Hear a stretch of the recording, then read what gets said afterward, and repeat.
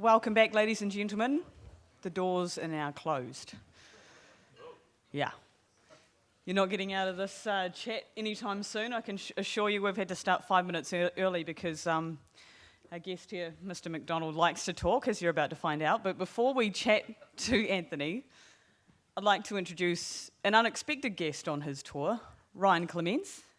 Ryan was chatting to Anthony and decided last minute that, hey, New Zealand sounds pretty good. Luckily, he's got an understanding wife at home with a young child, but he made this trip because harness racing is very, very important to him as well. And Ryan is the founder of a new game, which many of the kids are now playing, called Catch Driver. I know many of trainers know this game because their employees are stuck to it literally in the morning instead of doing work, but it's not necessarily a bad thing. Ryan, firstly, thank you very much for coming to New Zealand, and can you tell us a bit about your background and why you decided to develop these games? Yeah, I grew up in a horse racing family. My grandfather first got involved. He was lucky enough to own half of Camfella. My dad was a driver trainer, and he kept me as far away from the industry as he possibly could. Obviously, that didn't work because I build horse racing video games. And the reason we're doing what we're doing is I've been to a few of these conferences now, and I'm not an expert in 98% of what you guys discuss, but I know that a lot of the reasons behind a lot of the stress that occurs at these things is that the demographics that's watching harness racing is getting older, and the younger kids aren't coming in. And I love this sport, and I want to see it move forward, and I think that if we introduce it to a new generation, they're going to fall in love with it. And we've proven that through our 2 games. We've had over 50,000 people playing our games in the last year, and there's no gambling involved, and we've made a lot of money doing it. Yeah, I guess that's the main message, isn't it, Ryan? With so many games, if you love car racing, you can drive a car simulator. If you love rugby, you can play a PlayStation game with rugby, but there hasn't up until now really been the opportunity to do that in harness racing in particular. Yeah, there really has been no harness racing games. Everybody dismissed it as not big enough, not a big enough opportunity, but it is. And we're showing that people who are introduced to the sport, everybody knows that when you bring a friend out to the track for the first time and they stand on the rail and hear a 1,000-pound animal run by, it's a great sport. The younger generation just had no reason to be involved, and they don't know about it. So Ryan, during his travels, has been able to talk to a lot of tracks around the country and a lot of young people. Probably one of the biggest followings was in Southland, of all places, and they mobbed him because they wanted free horseshoes and free points. But you're also really keen, you've talked with a lot of the kids' karts chapters because there's nothing like that back home, and the youth is really important from what you're working with. Yeah, we're missing that badly in North America. Competitive youth racing. Every other sport, in Canada and the area I'm from, you grow up wanting to be a professional hockey player, and you do that till you're about 16, until your dreams get crushed, and then you move on to something else. Harness racing in North America, we don't have that. The only way you'd get involved is if you had parents that were working in the industry, and so I just think it's amazing that you're encouraging young people to get involved, and that's sort of what we're looking to sponsor and promote. So if there are any courses out there or any youth initiatives, clubs around the room that want to talk to Ryan, he's very keen in terms of sponsorship to support that financially and any ideas you've got for the youth. So Ryan, thank you very much for making the trip, and he'll be making a special appearance tonight in the celebrity Jill Sulky race. And luckily for him, his co-pilot is Anthony MacDonald. So I've told the Stipes just to, keep an extra hour at the end of the night maybe. 6. But thank you very much, Ryan. As I say, he was a late call up to the trip, but he's been wonderful in terms of just reiterating, we take for granted what Kids Karts does for the next generation, and we're seeing that now with our next drivers. So we'll talk more about that with Natalie around the education department tomorrow. But next up, we do have Anthony MacDonald. Now, I've had the pleasure of knowing Anthony for the last 3 or 4 years. When I was with Trackside, I followed the stable closely and the model that they built, and I've seen it grow, and we've chatted on a regular basis. And fortunately, in my new role at Harness Racing New Zealand, with the ownership model, we were able to bring Amy and Anthony out for this 10-day trip in the aim to reach out to horsemen, drivers, everyone in this industry, and some of the major problems they have in North America are the same here. Communication from trainers, affordability of ownership, and getting new skin in the game.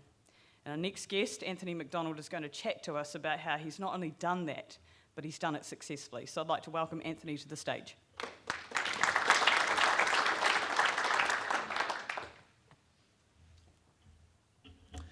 Thanks very much, Jess. I didn't make notes in any of the other speeches I gave because it's very easy to talk about something I love. I spent 20 years driving horses.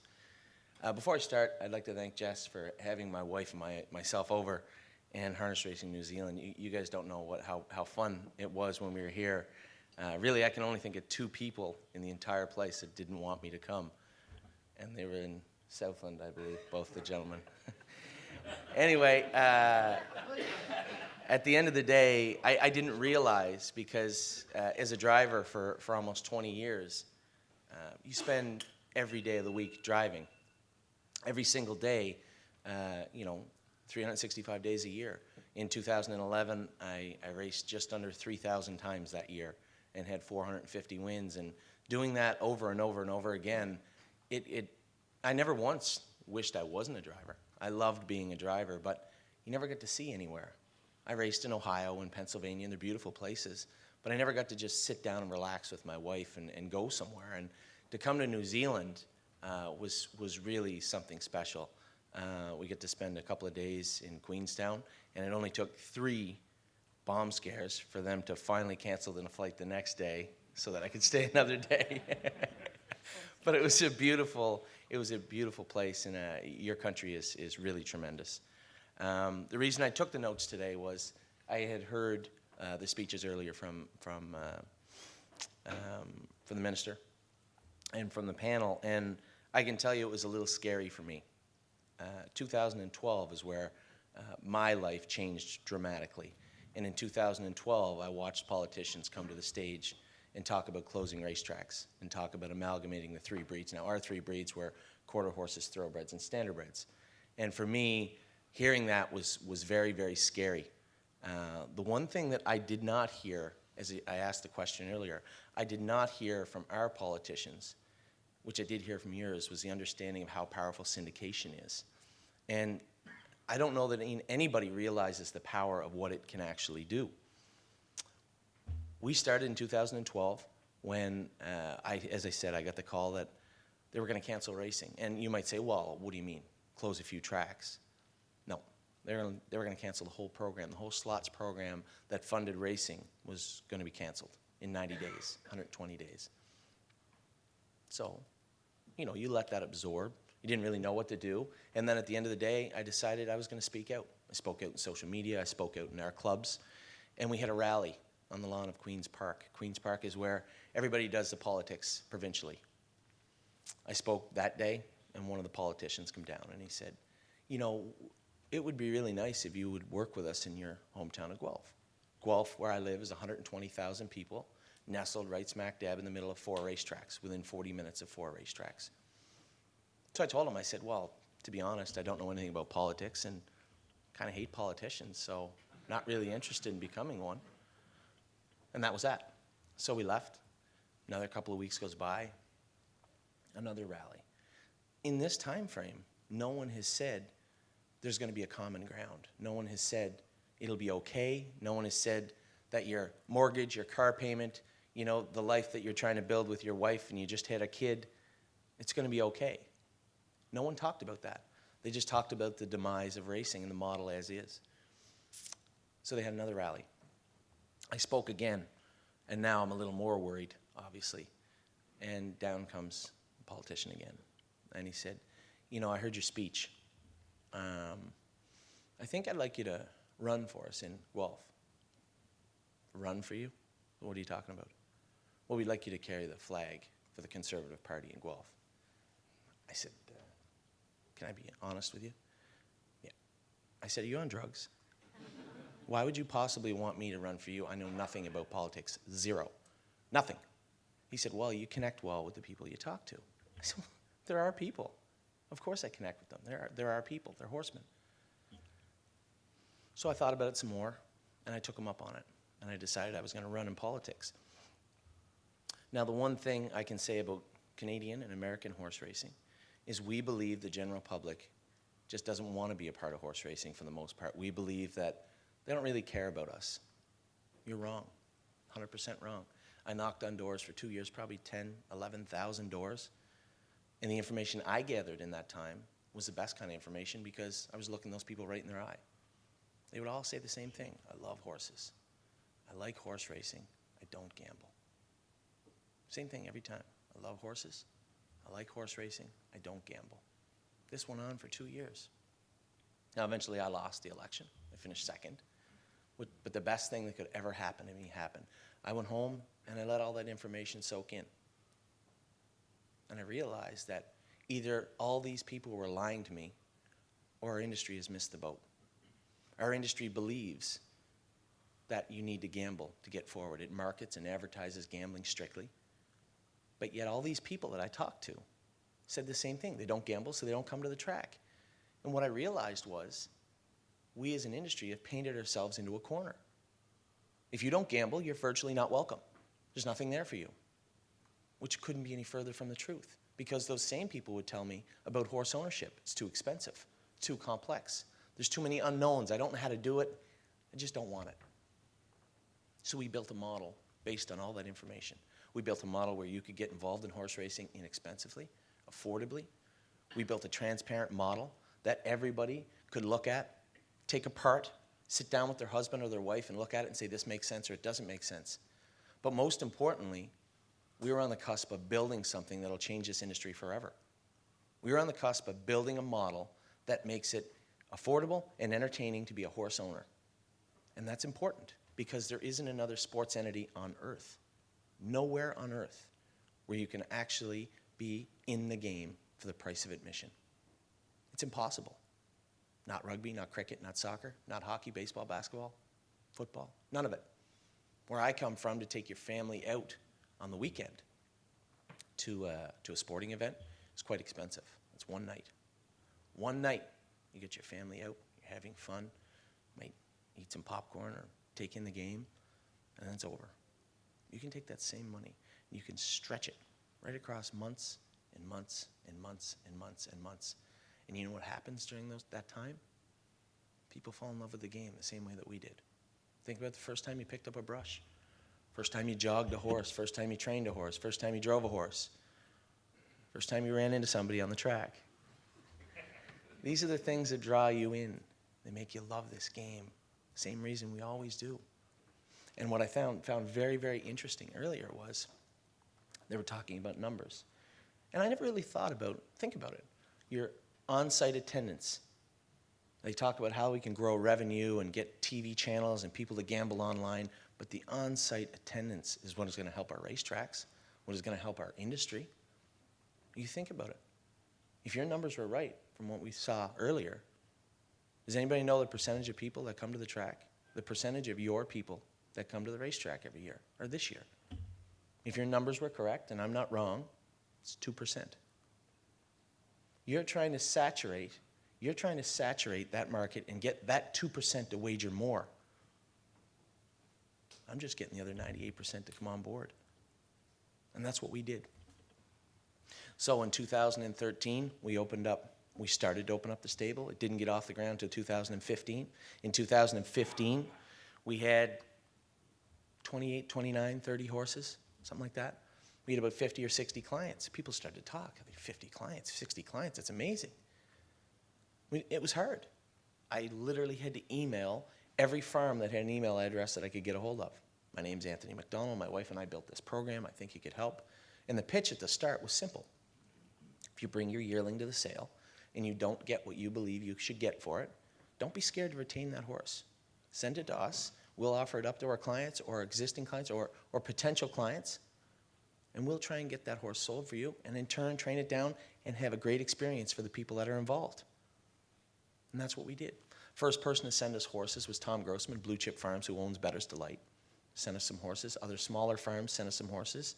And then something happened that I think is a rare occurrence in history. I went to my wife one night and I said, hey, I need a little money to buy some horses. What do you think of taking some equity out of the home?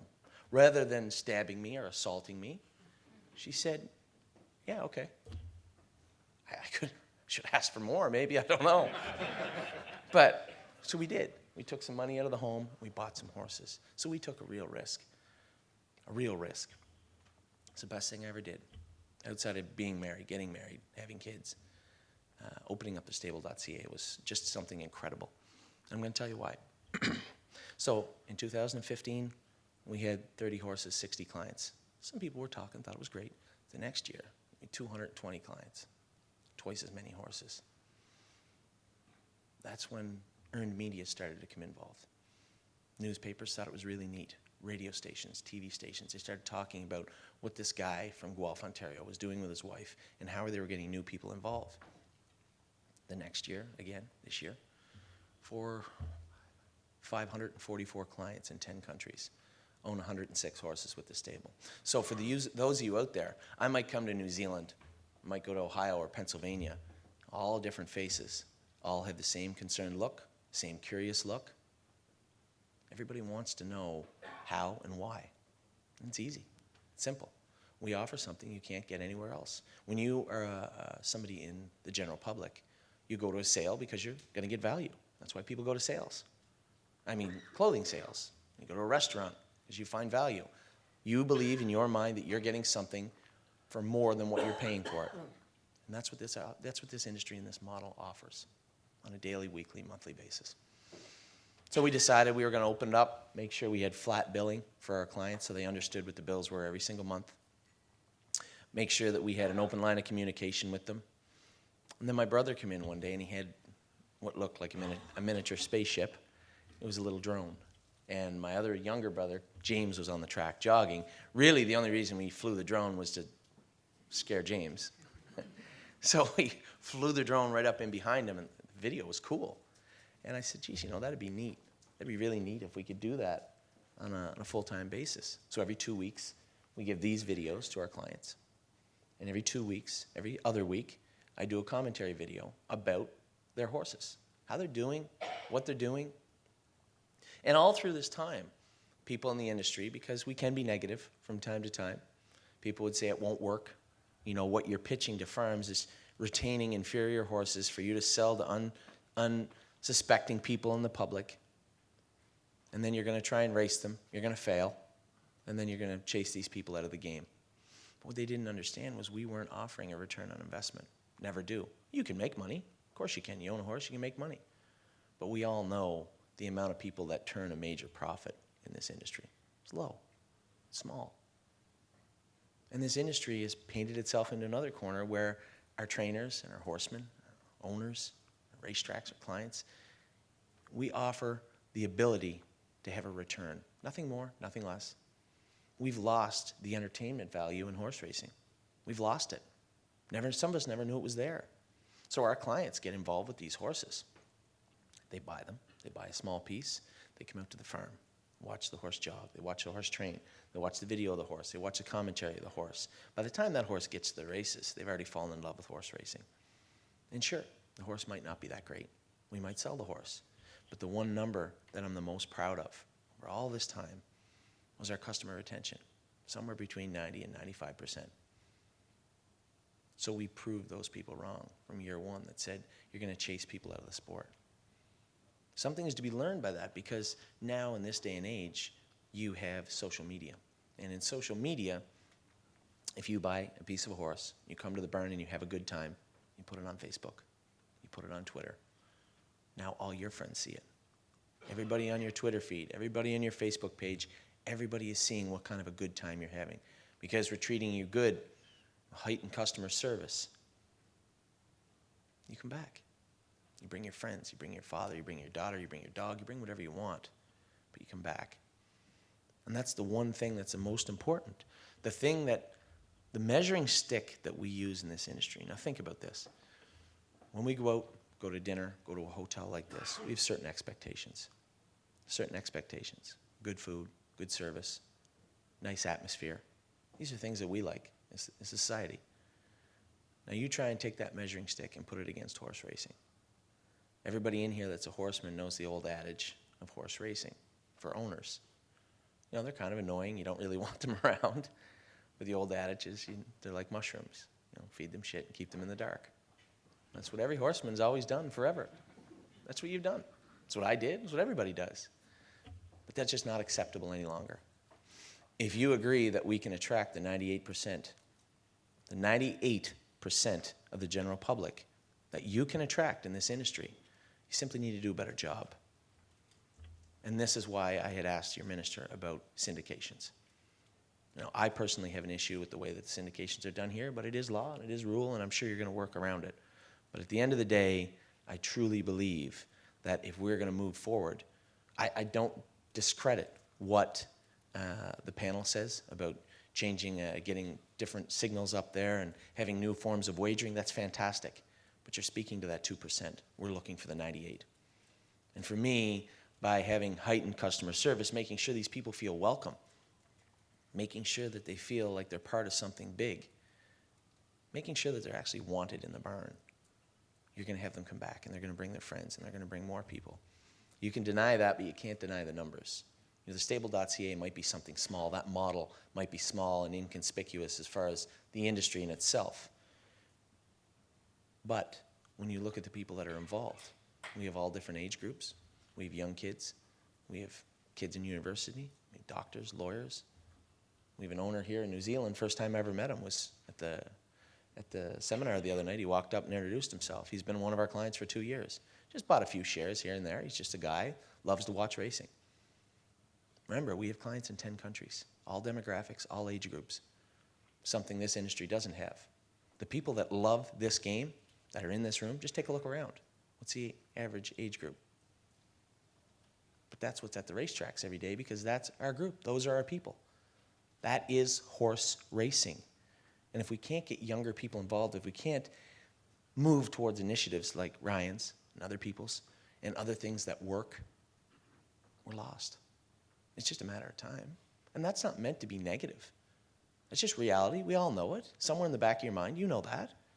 But we need ways forward. We need to get people involved. And as Ryan said, there is nothing like the feeling of watching a 1,000-pound animal come down the stretch. And those people will come back. And you know why they come back? Because, as I said, that value that they find in owning horses, that value in horse racing ownership, it is unmatched anywhere else. Anywhere. Not in North America, not in New Zealand, not in Australia, not in Hong Kong. Nowhere can you go out in society and find the value that you can find in horse ownership. That's very, very important. I think our horsemen need to work with our racetracks. Racetracks can help the horsemen in educating them and showing them how they can build something. This seems complex to you, but it's not. This was built over 3 years. You can run something very similar to this on Twitter and Facebook. Just send out emails to your clients, pick up the phone and call them, have the odd video sent out to them. These things are very remedial, inexpensive, and they'll respond. I said to a gentleman the other night, he came up and he said, well, the marketing and advertising, how do you do that? Simple. Our message is always the simplest it can be. We never talk about return on investment because that's what our clients aren't there for. Sure, they love to know that when they win, they get a check in the mail. But at the end of the day, what they're there for is the entertainment. They're there for the experience. And every time we hire a trainer on, every time as we get big, we hire trainers on. And as we do that, when you bring them on and explain the program to them, I said to somebody the other night, it looks like you're talking to a cow. So they just look at you. They have no idea what you're talking about. And it's simple. We're not trying to convince people to make a bad investment. We're trying to make people feel comfortable in spending their disposable income. Two different, very different portfolios. One, you have somebody who's giving you money and thinks that you can give them a return, which in most cases is a lie. And the other one is you can guarantee to give them what you say you can. So this is the trap that we all fall into. So for me, it's very simple. Focus on giving your clients what you know you can give them, and never ever tell them you can give them what you know you can't.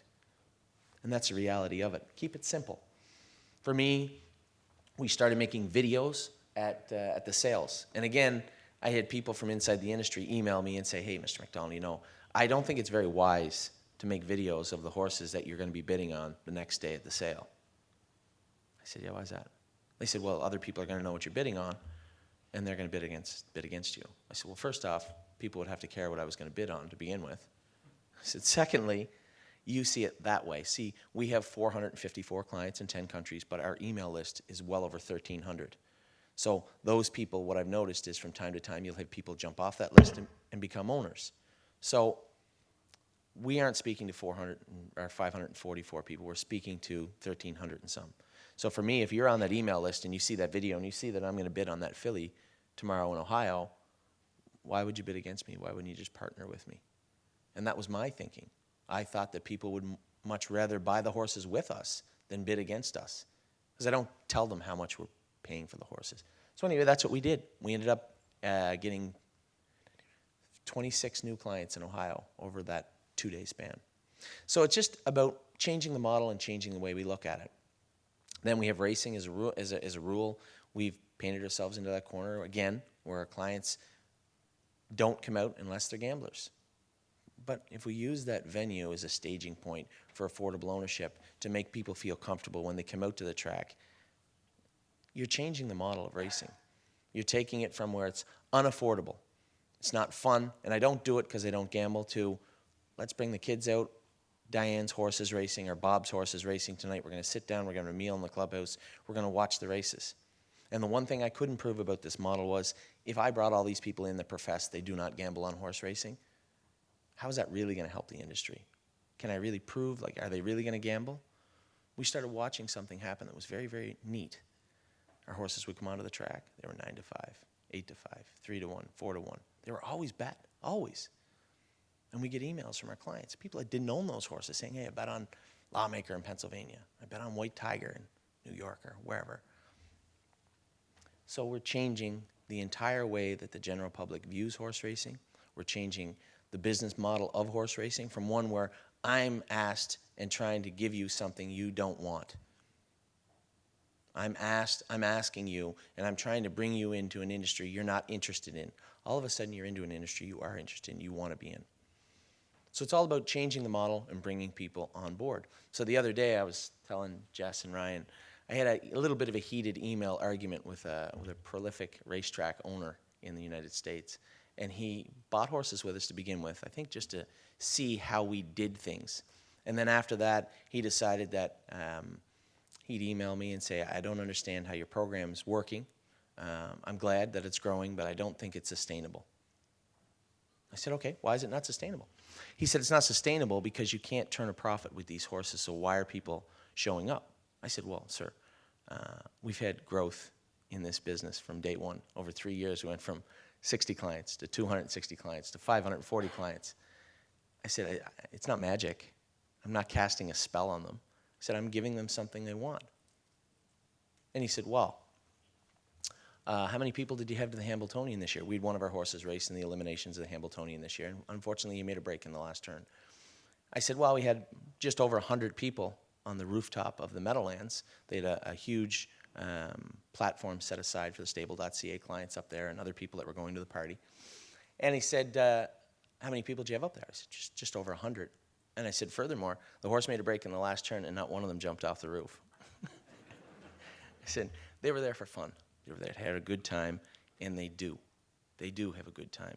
The problem we have is that horse racing in general has continued to double down. As I said to a gentleman the other night, I said, would you bet a losing horse 4 weeks in a row? A horse that couldn't win. You looked at the form, same class, same driver, same everything. Would you bet that horse 4 weeks in a row? Of course not. What kind of an idiot would do that? Okay. Well, our industry has been based on a losing model for 3 decades, and we continue to double down on it every single year. Every single year we do. You think about it. I talked to Ryan last week about it, and I said, this week about it. And I said, when was the heyday of horse racing? Anybody want to shout it out? When the heyday, when the biggest days, the best days of horse racing was? 60s, 70s? Yeah, that's because we cheated. That's because we didn't have any competition. None. We were the only game in town. If you wanted to gamble, you had to come to the track. Just the way it was. You had to. Then came casinos popping up everywhere. Then came online gaming. It popped up. All of a sudden, we saw our market share of gaming dwindle. A little bit less, a little bit less, a little bit less, a little bit less. The truth of the matter is we can't compete with casinos. Just can't. You certainly can't compete with the internet. So we are now in a sector, in an industry we can't compete in and we are guaranteed to lose in every single year. Trying to saturate 2% of your population to wager on horse racing, an aging population. It's very simple. For me, we need to change the model and bring people to the track for other reasons. You know, as I said to you, 30 years of doing it wrong, you would think somebody would speak up and say, hey, why don't we do it a different way? Why don't we look at a model where we can bring people to the track? Why don't we look and see if we can get people out and make them have fun? And as I said to you, you can look at our model and say, well, who cares about 544 people in Canada or in 10 countries? Well, that's fine. This is one model. What if you had 50? What if you had 100? What if you had 1,000? That 98% starting to look a little smaller, don't you think? And that's really what racing is all about. 30 years ago, racing was started, or not 30 years ago, many, many years ago, over a century ago, racing was started for one reason. Not because people wanted something to gamble on. It was started because people wanted to race. They wanted to compete. So some guys, some good old boys in a back road somewhere, raced their horses. Because it was competitive, because it was entertaining, because it was fun, people started to wager on it. And that's the whole thing, is that wagering on horse racing has always been a byproduct. But we got away from that. We started focusing on it as the one reason, the only one reason that people would come to the track. We market it, we advertise it, we push it and push it and push it. We don't focus on the one thing that actually draws people in, the horses. Remember when I knocked on the doors? I love horses. I like horse racing. Don't come to the track because they don't gamble. 30 years we pushed this. I'm desperately waiting for one jurisdiction, one track, one facility to say, we're going to market the stories. We're going to market the horses. We're going to market the grooms, the trainers. We're going to bring people out. We're going to help our trainers. We're going to educate them. We're going to put them in a place where they can draw people in from society, grow their stables, and bring those people to the racetracks. So that same racetrack operator, he said to me, he said, I don't believe it. I don't buy it. I said, I don't blame you. You spend millions of dollars on marketing every year that tells you I'm wrong. Why would you believe me? I said, well, I'll tell you what. I'll tell you a little story. So about 12 years ago, I'm sitting in bed.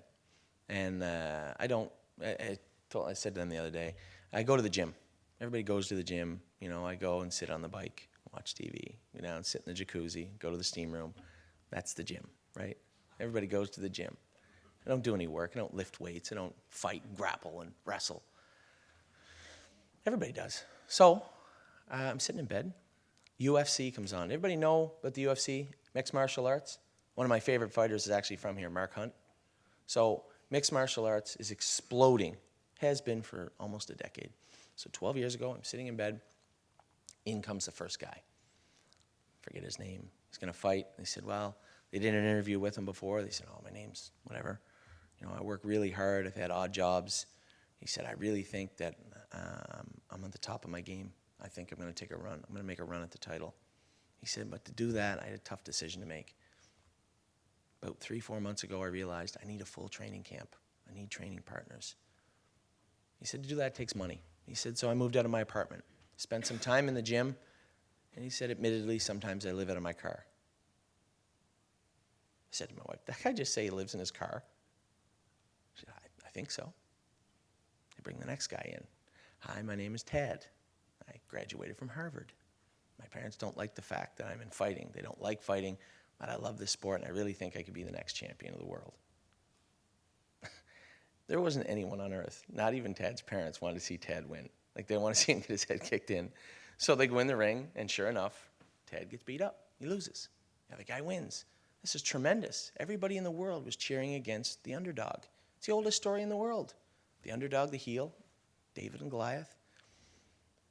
So he wins. Next story's the same. The next story's the same. The next story's the same.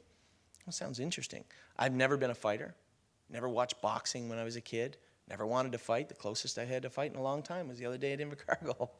So it just doesn't, I'm not that guy. So it was very interesting to me to hear these stories. And the thing that drew everybody in was the competitive nature of the sport and the athleticism. This guy put his whole life on the line that night to fight. Everything. It was incredible. I watched again. I actually flew to 3 live events. But see, there's the rub. I never ever liked mixed martial arts. I wouldn't have watched it. Maybe the controller fell on the floor. I don't know. But that night, I became a fan of mixed martial arts. Now, I don't train in mixed martial arts. I enjoy watching it, but I'm not going to train in it. But the whole point was that sport, that night, got a new fan, got millions of new fans because of the stories, because of the competitive nature of the sport, because of the athleticism. Now, think about that. We're sitting behind the most athletic machines on earth. Competitive. Most of our drivers live check to check for the most part. I know I did for almost a decade. There's nothing more competitive than that. And because of that, people wager on the UFC.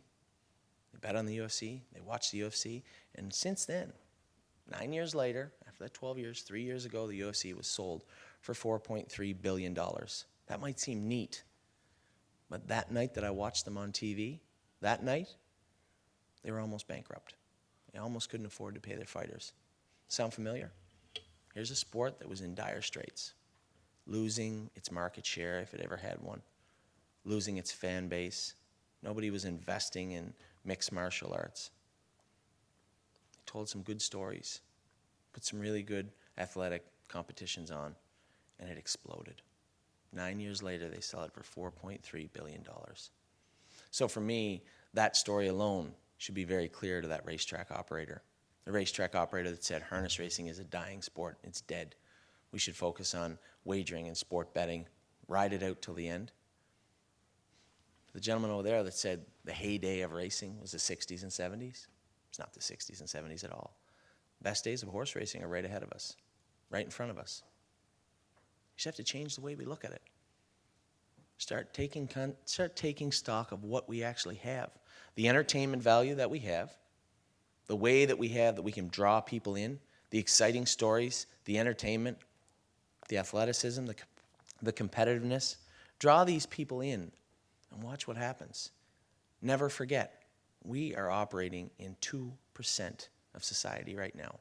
2%. You can say more people wager online and look at it online and watch it on TV. They don't come to the track. 2% of New Zealand's population has been to a racetrack this year. We're looking to raise that. And if you're telling me we can't, I'm simply just going to tell you you're wrong. People have been telling us we can't succeed from day one. It won't work. It won't grow. People won't be interested. People don't want to see it. We proved them all wrong. And again, this is a small scale, but never forget the demographic of people that are involved with the Stable.ca. Every ethnicity, every age group, everyone. So we've changed our market share from marketing and advertising to people with disposable income that might want to wager on horse racing to 8 billion people. So many people on earth. We need to take a stark look at what horse racing represents, what it's good at, what it's not good at.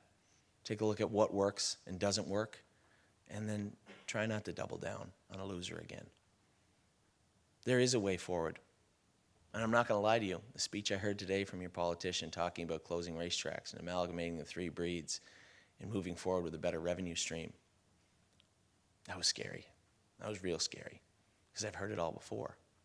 But we did not have the ability to grow syndications and grow fractional ownership the way that you do here.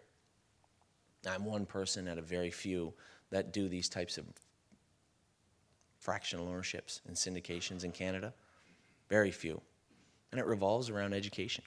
Revolves around, that's why I asked the question, are you going to help your horsemen move forward? Are you going to help your horsemen with these syndication rules? And I'd love to talk about your syndication rules. Jess asked me not to. I'd love to see them changed. There's no need of them.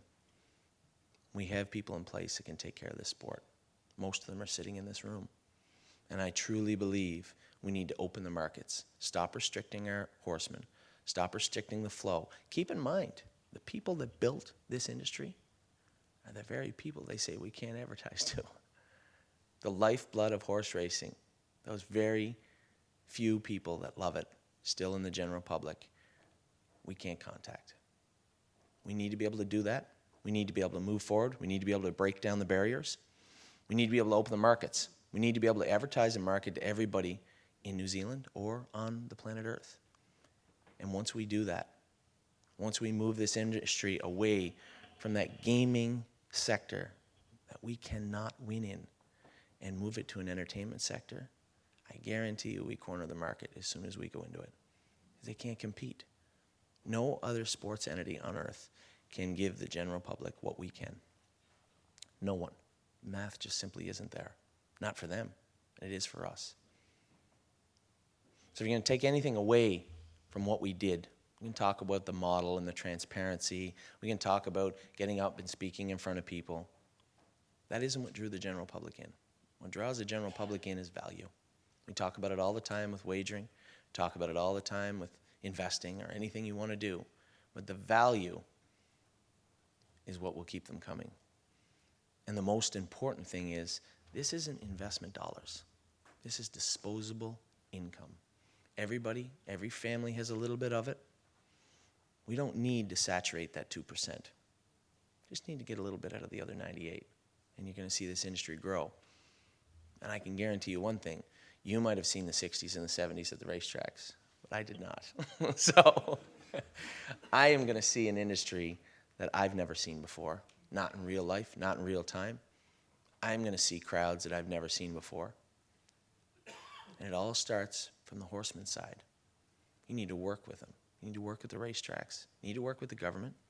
You need to have a strong, stern, and centralized voice. The one terrifying thing that I did hear was that they wanted to hear one voice from the horsemen. I don't know about how it is here. There's no voice for horsemen in Canada because we can't get along. Nobody will agree on anything. I don't know if it's here. I suspect it might be. So if the linchpin on us moving forward in this market in this way is us getting along, we might have some problems. But I think we don't have to get along. We just have to agree in a general direction. And let the rest of the people that care about this industry, that are business-oriented, help us out. You can't expect horsemen to run the business side of horse racing moving forward. We get up at 7 o'clock in the morning. Okay, maybe I get up a little later than 7 o'clock in the morning. But we get up in the morning, we work hard, we come home, we have a nap, and we go race. At least that's what I did for 20 years. You can't possibly expect me to sit down and write out a business proposal to a minister in government who's never going to read it. You can't expect me to do that. But we have people in this industry that will. I've met a lot of them this week. Very smart, very intelligent people that will help you out. You just need to reach out. Jess, Harness Racing New Zealand, has offered to help out with the technological side. I mean, for that matter, you can reach out to me, and I'm happy to help. Because I can tell you one thing. What goes on right here goes on everywhere. Everywhere in North America that I've been to is the exact same as right here. As I said, faces change, stories are all the same. But you guys have you're in a unique position with your syndications. You're a smaller audience. You understand that you have to move forward together. You may not agree, but you understand that you have to move forward together. I think by helping the horsemen, educating the horsemen through Harness Racing New Zealand, and allowing them to move freely in a market they haven't been able to in a very long time, you'll see an explosion of attendance, on-site attendance, that hasn't been seen, not by these eyes for sure, ever. And that's what it's all about. How do we grow racing? Look at a business model that worked the same way. The UFC worked the same way. Might sound silly, but it did. They took stories, athleticism, competitiveness, spun it all into a great story, and sold it to the general public. And they loved it. They pay $69 to rent it where I come from on pay-per-view, and they rent them all the time. That company was wealthy enough to be sold for $4.3 billion 3 years ago. That took 9 years from virtual bankruptcy to wealth. 9 years. Just need to do a better job. Need to change our business model moving forward. So, with that, I'm happy to answer any questions. I'm happy to talk to you about the model. I'm happy to talk to you about the Stable.ca and what we've done. But make one thing clear. I'm not here to talk about the Stable.ca. I'm here to talk about fractional ownership. I'm here to talk about a model that works. You don't need a model exactly like this. You don't need anything exactly like this. You just need a way to implement value, implement honesty, transparency in the general public. Show people a good time, and they'll show up. That's a guarantee. We proved it. Thank you.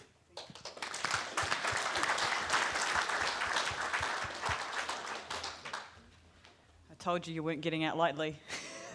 Thank you very much, Anthony. Now, do we have any questions? Cope with that problem Do you organise with your Tell you how you clubs? fix your problem, just build a bigger room. Yeah, yeah. But do you liaise with your? I'll be clear. When we were here at Addington the first night, I saw the winners' room. We don't have winners' rooms in Ontario and Canada. I've never been to one in my life before I was here, and it just isn't done. I thought it was the weirdest thing. You go in there and talk to people and drink all night. It was great, but no, we don't have winners' rooms there. I mean, but at the end of the day, you don't need a special room to treat people good. I mean, I didn't get to touch on it much, but when we build the way our model works is my wife and I and the people that work under us train all the youngsters in the top barn, and all the horses are on facility, and then we've hired other trainers because there was such a collapse in 2012 and beyond. We had experienced very smart, honest, professional horsemen that were just chased out of the business. They were literally unemployed. They were gone. And we had reached out to them and said, listen, we're going to put some horses in your shed row. We're going to take care of you. And we're going to make sure that you can move forward. You don't have to worry about all the stress that bothered you before. And we're actually going to put good people in your barn. Not people that are going to call and complain and say the horse didn't race good enough. He didn't make enough money last night. When's he in to go against? Our clients are like, hey, can I pop by and give the horse some carrots? You know, is the horse okay? I see he didn't race that great last night. You know, what are we going to do moving forward?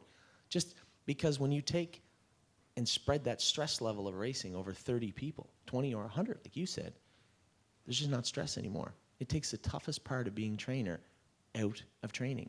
And when it comes to bringing people onto your facility, bring as many as you can. It's not a ship. It's not going to sink. Just put as many people in there as you can.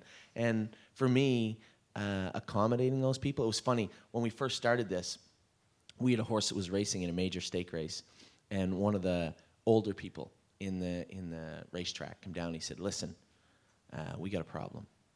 I said, what's that? He said, you have like 40 or 45 owners on this horse? Yeah. Well, what are we going to do if he wins? What are we going to do if they want to go back to the paddock? I said, I don't care if you knock the walls down. What are you talking about? You better make sure those people feel accommodated. You want to make sure that those people feel welcome, because those are the people, maybe a fraction of those people are going to come back. And see, that's the trickle-down effect of bringing all those people to the racetrack, is it affords the racetrack operators and the owners an opportunity to make new clients also. Maybe Tom, Dick, or Harry that owned a piece of my horse and we went there last Saturday, maybe they come back again. Maybe they said, hey, you know, the food was good. We had a lot of fun at the racetrack. Well, why don't we go back down this Saturday? I know the horse isn't racing, but why don't we go down? And that's what can happen. And it's quite a bit different in my country. I have to caution myself about talking about casinos or whatnot, because in North America, most of the big racetracks are hooked onto casinos now, and casino operators, and nobody gets along. It's a mess. But at the same time, your role as a horseman, or your role as a racetrack operator or a meet operator, is to make sure that everybody that comes on that facility might want to come back again. And I mean, as far as what you can do anything. Do whatever you can to make sure people come back. And when we start to grow this population, remember where we're living. We're living in a world in 2018 where everybody talks to everybody all the time. Facebook, Twitter, text messages, emails, everyone talks to everyone. So every time you treat someone good in this industry, they go back out in the general public and they're positive billboards. It's the same the other way around. Treat somebody like crap, they're going to go out and tell everybody they were treated like crap. So for me, what can you do? Everything. That's what you can and should do. Cheers. Yeah, Anthony, Kevin McNaught. We were talking the other night in Invercargill where... I don't think I've ever been there before. You don't get trouble when you're down there. We were talking about the your ownership and your owners going through the back end of your website or whatever to do the trading online. You keep a record of that. Yes. You'll know exactly what all the shareholdings are. How does that get recorded officially, or are you the only ones who keep those records? Or if you're trading them all the time, does that have to go officially through Harness Racing Canada? Thank you for letting the cat out of the bag. I didn't tell anybody there's a back end of our site, but yeah. So You told me the password. So as far as the ownership goes, our site is hooked on to Standardbred Canada. Actually, I believe that would be like Harness Racing New Zealand site. So we send them an email every time there's an ownership change. But in regards to that back end of the site and the accounting software, I know the gentleman, we don't own the back end of our site. We rent it off somebody else. It was built specifically for what we do. And I know that gentleman will be happy to give, likely not give, he would be happy to allow you guys to use it. It's very, very simple. Is that what you're asking? Is what? the changes are done electronically. Yes, everything, and that's very, very important, because when you're dealing with that amount of people and that amount of business, you can't afford to make mistakes. And eventually somebody's going to come and want to look at it, and when they do, they'll see exactly what it is. I mean, again, this is all semantics, right? It doesn't really matter as long as it's kept in a very professional manner. And for me, again, that's an easy thing to do this day and age with programs and computers. I mean, we've used 2 or 3 or 4 different programs that were adequate, but the one that we have now is the one that was specifically geared for us. So it's easy to do that. You're talking about something that's very, very simple. And I know as far as accounting goes, again, in my mind, and I'm a layman, I'm not from New Zealand, obviously, but in my mind, working in collaboration with a governance that you already have in place would make it vastly easy to, 1, make sure your accounting is on the up and up, and 2, break down a lot of the walls that are going to hinder a lot of these young horsemen from being able to run proper syndications, because that's the key right there.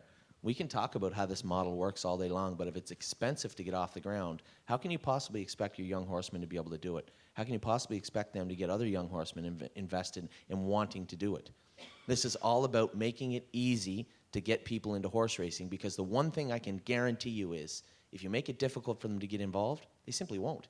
They have a million places to spend their money. Why would they waste their time doing something complex? Make it easy and allow people to get involved, and they will. You'll be surprised with the numbers you see.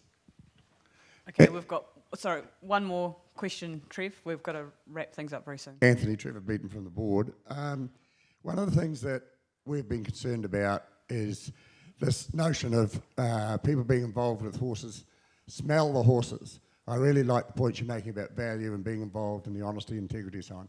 But smell the horses. What I mean by that is years ago we had bird cages that people thronged to go around to look at the horses, to touch the horses, and so on. Obviously, you try to create opportunities for your clients to do that. One of the other things that I just like to raise a question about is using celebrities to try and entice people into the game. Have you tried that? Is it worthwhile or not? There might be a slide on there. I don't know if any of you guys watch hockey, but we have one of the... No, that's not him. He looks like he kills people.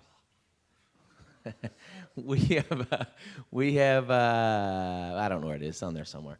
So we had a gentleman by the name of Doug Gilmore. Doug Gilmore was the captain of the Toronto Maple Leafs for about 10 years. He was royalty for 10 years in Toronto, and we ended up meeting up with his agent one day, and we got a couple of hockey players involved. Obviously, those things are increasingly important because that also comes with their own fan base, right? So anything you can do to bring awareness to what you're doing in a positive light is really, really, really important. Just back to smelling the horses, that's the touching, and not necessarily smelling what we're thinking about, but people being able to see and visually touch the horses. I think that's the big thing we've got, as opposed to machinery. Otherwise, they might as well just bet on. Well, that's the thing, is that that goes back to the uniqueness of the sport, and that's why we will guaranteed win, because we will always have something that these other sports franchises, these other people do not have and cannot have. You're never ever going to be able to go on the soccer field if you go to the game. You're never going to be able to play right wing in a hockey game, but you can always be an owner for an affordable amount of money. You can always come to the burn, and that's something we will always have a competitive edge as. I truly believe when we move horse racing truly into the market of entertainment, it's cornered immediately because we have so much more to offer than anybody else. All right, we could talk all day, and I know Anthony could, but I do want to thank Anthony and Amy, Anthony's wife, and Ryan for coming down, and they've had 3 speaking engagements. Yeah. I think the most pleasing thing was the demographic of people at the seminars. A lot of young people and a real cross-section. So Anthony, as I mentioned, is going to be at the track tonight. They've got the celebrity race, but very approachable guy. Come and have a chat and find out more. But thank you very much for being a part of this. And thank you for having us again. I can't say enough what kind of a great country you have, and it was really, really pleasing to be here for 10 days. I really appreciate everybody's hospitality.